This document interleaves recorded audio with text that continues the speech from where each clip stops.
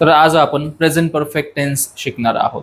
Okay, so बघा, present perfect tense जो आहे तो पास्ट साठी यूज करतो आपण. नाव जरी त्याचं प्रेझेंट परफेक्ट टेन्स असेल तरी तो आपण पास्ट दर्शवण्यासाठी यूज करतो. ओके, बघा, याच्या आधी सुद्धा आपण चर्चा केलेली आहे सिंपल पास्ट टेन्स शिकताना की आपल्याला कन्फ्युजन का होतं इंग्लिशमध्ये. बिकॉज एकच गोष्ट सांगण्यासाठी, एकाच प्रकारची गोष्ट सांगण्यासाठी आपल्याकडं मल्टिपल वेज आहेत इंग्लिशमध्ये. जसं की पास्ट सांगण्यासाठी सिंपल पास्ट आहे, प्रेझेंट परफेक्ट आहे व पास्ट परफेक्ट टेन्स आहे. ओके, सिंपल पास्ट ज्यावेळेस मी शिकवत होतो त्यावेळेस तुम्हाला काही गोष्टी क्लॅरिफाय केल्या मी की सिंपल पास्ट काय आहे हे तर आपण डिटेलमध्ये शिकलो. देन प्रेझेंट परफेक्ट टेन्सचा पण थोडासा एक छोटासा ओव्हरव्ह्यू दिला आहे तुम्हाला मी. ओके, सो आज आपण काय करणार आहे, प्रेझेंट परफेक्ट टेन्स डिटेलमध्ये शिकणार आहोत. ठीक आहे, सो काय आहे प्रेझेंट परफेक्ट टेन्स? तर सगळ्यात आधी याचं स्ट्रक्चर, त्याचं सेंटेन्स स्ट्रक्चर काय असतं, तर सुरुवातीला सब्जेक्ट यूज करायचा आहे तुम्हाला. देन हॅव किंवा हॅज यूज करायचं आहे. Okay, so present perfect tense याच्यातले जे हेल्पिंग वर्ब्स आहेत ते म्हणजे हॅव व हॅज. ओके, हेल्पिंग वर्ब्स आपल्याला सेंटेन्स बनवण्यासाठी मदत करतात. तर प्रेझेंट परफेक्ट टेन्स मधले हेल्पिंग वर्ब्स हे हॅव व हॅज असे दोन आहेत. ओके, देन वर्बचा थर्ड फॉर्म कंपल्सरी यूज करायचा आहे तुम्हाला. याच्यात आपण वर्बचा थर्ड फॉर्मच यूज करतो कंपल्सरी, व ऍट दी एंड आपला ऑब्जेक्टिव्ह सगळ्यात शेवटी. ठीक आहे, तर इथं बघा मी स्ट्रक्चर डायग्राम इथं तयार केला आहे. म्हणजे बघा, तुमचे जे सब्जेक्ट्स आहेत आय, यू, वी, दे व जर नाउन्स असतील, तर नाउन्स म्हणजे काय, तर इथं नावं येऊ शकतात, व्यक्तींची नावं, ग्रुपची नावं किंवा एखाद्या कंट्रीचं नाव हे इथं येऊ शकतं. आता नाउन्स लिहिलंय याचा अर्थ काय, दोन नावं जे ते कंबाईन असतील, जसं की राहुल अँड महेश, राम अँड श्याम एकत्रित असतील दोन नावं, तर त्याला आपण नाउन्स म्हणतो. म्हणजे प्लुरल, जर इथं प्लुरल असतील किंवा आय, यू, वी, दे हे सब्जेक्ट्स असतील तुमच्या वाक्यामध्ये, तर त्या केसमध्ये तुम्हाला हॅव यूज करायचा आहे. ओके, सो देन हे सब्जेक्ट्स हॅव, वी थ्री व ऑब्जेक्ट. एक्झाम्पल आहे बघा, आय हॅव मेड बिर्याणी, मी बिर्याणी बनवली आहे. व खाली ही असेल, शी असेल किंवा नाऊन असेल. नाऊन म्हणजे काय, तिथं एकाच व्यक्तीचं नाव असेल. ओके, एकाच एंटिटीचं नाव म्हणजे एक नाऊन, एकच नाव. सो त्या केसमध्ये तुम्ही हॅज यूज करणार आहे. मग तिथं फॉर्म्युला काय होईल, सब्जेक्ट देन हॅज, त्याच्यानंतर वर्बचा थर्ड फॉर्म व शेवटी object. Example, he has made biryani. ठीक आहे, तर स्ट्रक्चर समजलं. हॅव कुठं यूज करायचं आहे तुम्हाला, तर इथे यूज करायचं आहे हॅव तुम्हाला. हॅज कुठे यूज करायचं आहे, तर इथे या केसमध्ये तुम्हाला हॅज यूज करायचं आहे. ओके, सो आता आपण कंडिशन्स पाहूयात की कोणत्या कंडिशन्स मध्ये आपण प्रेझेंट परफेक्ट टेन्स यूज करू शकतो. So condition number 1, recently finished action सांगण्यासाठी. आता बघा, प्रेझेंट परफेक्ट टेन्स कुठे यूज करतात हे कॉमनली लोकांना एकच माहिती आहे की रिसेंटली फिनिश्ड ऍक्टिव्हिटीज. प्रत्येक जणाला ज्यावेळेस आपण विचारतो की प्रेझेंट परफेक्ट टेन्स कुठे यूज करायचा, तर प्रत्येक जण हेच सांगतो की रिसेंटली फिनिश्ड ऍक्टिव्हिटीज, म्हणजे ऍक्टिव्हिटीज आत्ताच झाल्या, ज्या ऍक्टिव्हिटी आता जस्ट कंप्लीट झाल्या त्या सांगण्यासाठी आपण प्रेझेंट परफेक्ट टेन्स यूज करतो, असं लोक सांगतात. हे कॉमनली सगळ्यांना माहिती आहे. सो पहिली कंडिशन म्हणजे काय, तर रिसेंटली फिनिश्ड ऍक्टिव्हिटी, आत्ताच नुकतीच एखादी ऍक्शन कंप्लीट झाली, आत्ताच नुकतीच एखादी क्रिया कंप्लीट झाली, तर त्या केसमध्ये आपण प्रेझेंट परफेक्ट टेन्स यूज करणार आहोत. ओके, सो वाक्य काय होतील मग याची, तर I have finished my work and hour ago.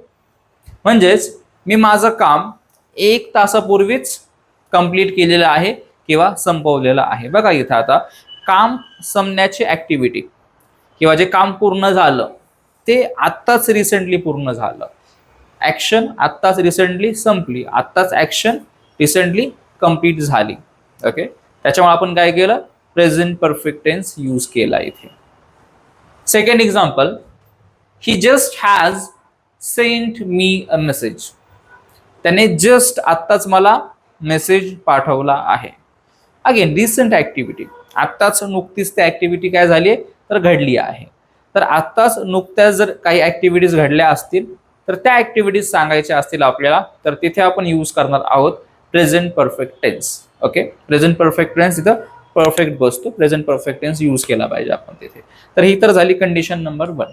Okay, आता कंडिशन नंबर 2, तिन्ही कंडिशन्सला अगेन सेम फॉर्म्युला असणार आहे, लक्षात घ्या. आता कंडिशन नंबर 2, लाईफ एक्सपिरियन्सेस सांगण्यासाठी.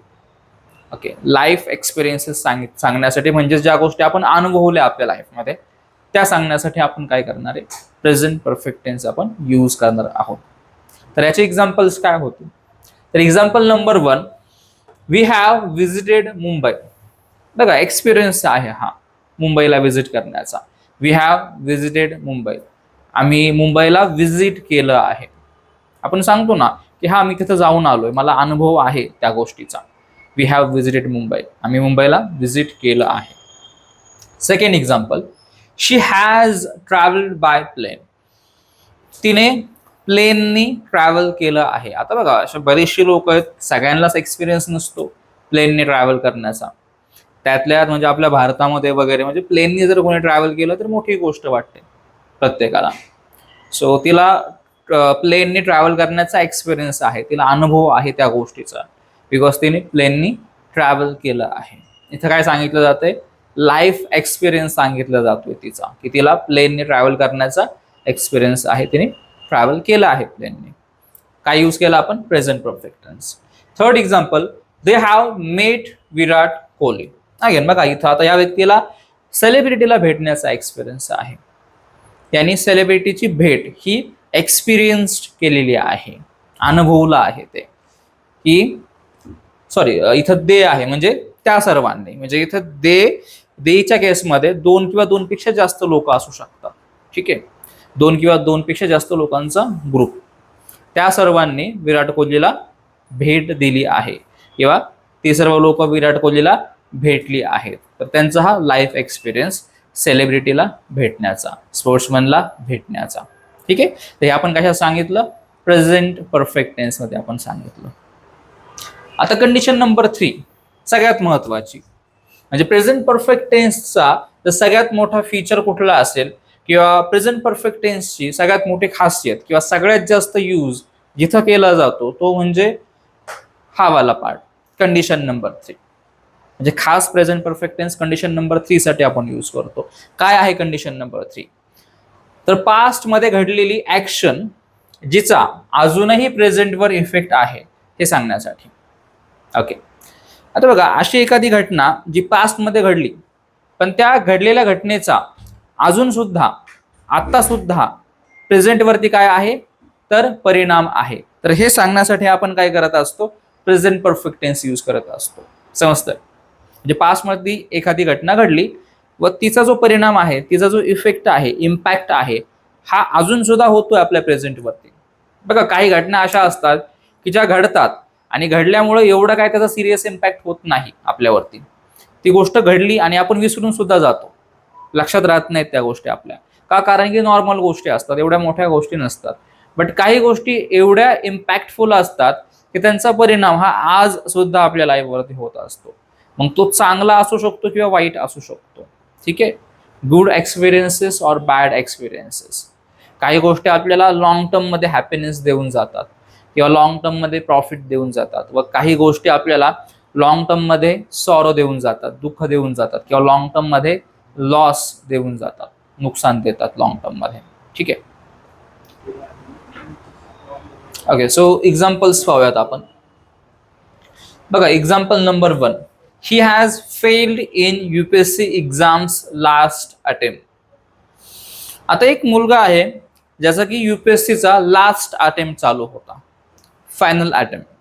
लास्ट अटेम्प्टच्या नंतर तो UPSC परत देऊ शकणार नाही, बिकॉज फिक्स नंबर असतो की एवढे एवढे अटेम्प्ट तुम्ही देऊ शकता.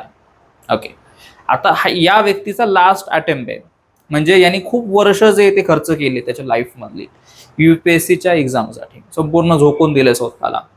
आणि हा जो व्यक्ती आहे तो त्याच्या लास्ट अटेम्प्टमध्ये फेल झाला. आता तो जर त्याच्या लास्ट अटेम्प्टमध्ये फेल झाला आहे तर या गोष्टीचा निश्चितच खूप मोठा इम्पॅक्ट पडणार आहे त्याच्या प्रेझेंट लाईफवरती, बरोबर ना? बिकॉज त्याला आता जे आहे ते त्याचं पूर्ण करिअरच स्विच करावं लागणार आहे. तर लास्ट अटेम्प्टमध्ये फेल झाला म्हणजे तो परत UPSCचा अटेम्प्ट देऊ शकत नाही, म्हणजे त्याला टोटली त्याचं फील्ड चेंज करावं लागणार आहे. त्याचं जे करिअर गोल होतं ते त्याला चेंज करावं लागणार आहे आणि या गोष्टीला त्याला दुःख पण होणार आहे आणि मोठं नुकसान पण होणार आहे, जे की परमनंट पण असू शकतं, लॉंग टर्म इफेक्ट होणार आहे त्याच्यावरती. ठीक आहे, आणि सतत त्याला वारंवार ती गोष्ट जे ते टोचणार आहे की आपण UPSC क्लिअर नाही करू शकलो. बघा प्रेझेंट परफेक्ट टेन्स असाच काम करतो की अशी एखादी गोष्ट, अशी एखादी ऍक्टिव्हिटी जी खूप मोठा डॅमेज देऊन जाते आपल्याला किंवा खूप मोठा प्रॉफिट तरी देऊन जाते आपल्याला, दोन्ही प्रकारच्या गोष्टी ज्या की आपल्या कायमस्वरूपी लक्षात राहतील, तो म्हणजे प्रेझेंट परफेक्ट टेन्स असतो. समजतंय? Second example, they have made biryani. त्यांनी जे ते बिर्याणी बनवली आहे. आता तुम्ही म्हणताल की याचा इम्पॅक्ट कसा, याचा इफेक्ट कसा? तर बघा प्रेझेंट परफेक्ट टेन्सची अजून एक खासियत, मी काय म्हणलो की पास्ट मधल्या गोष्टीचा प्रेझेंट मध्ये इम्पॅक्ट आहे. ओके, आता इथं कसा इम्पॅक्ट आहे ते तुम्हाला सांगतो बिर्याणीबद्दल. बघा एखादी गोष्ट केलेली असते ना पास्टमध्ये, त्याचे सायन्स आपल्याला मिळतात प्रेझेंटमध्ये सुद्धा.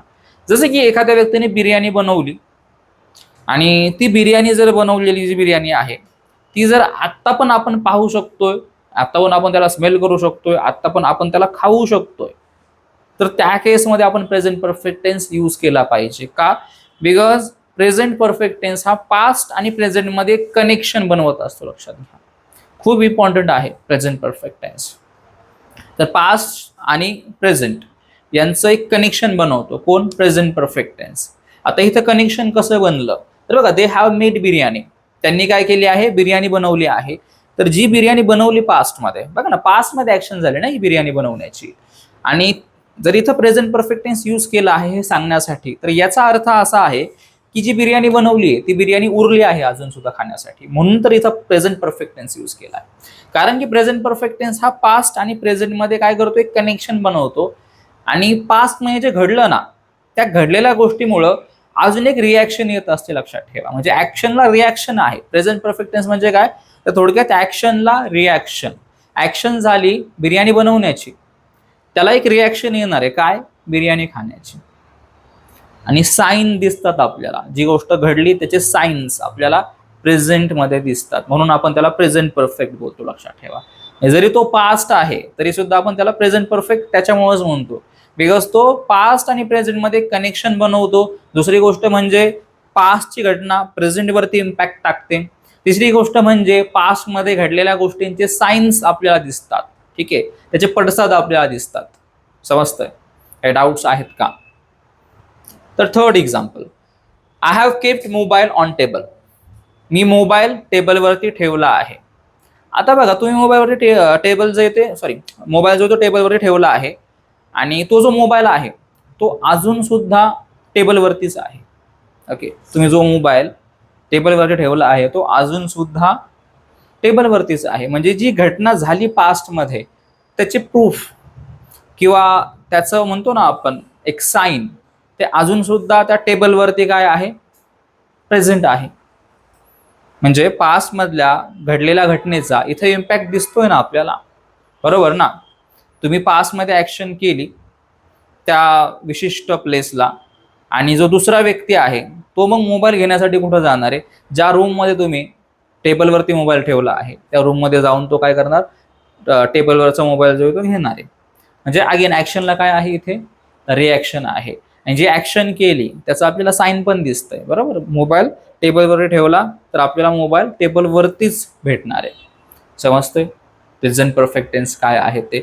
तर कंडिशन 1 काय होते आपली? रिसेंट ऍक्टिव्हिटी, आत्ताच एखादी गोष्ट घडली, नुकतीच एखादी गोष्ट घडली, तर ती गोष्ट सांगतो आपण प्रेझेंट परफेक्ट टेन्समध्ये.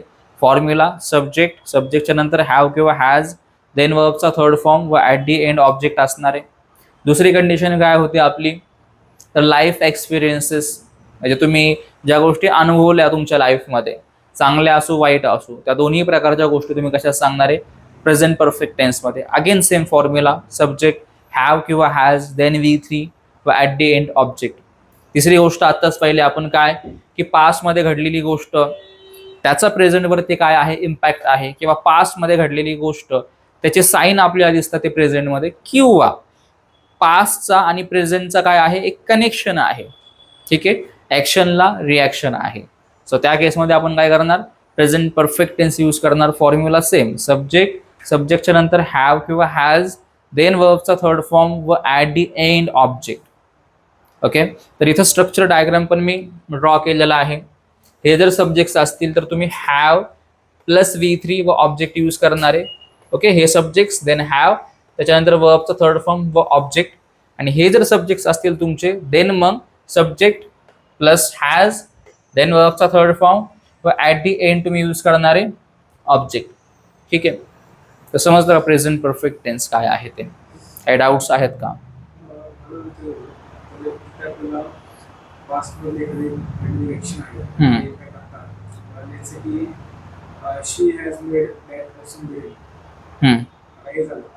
हे सेंटेन्स माझं करेक्ट आहे का?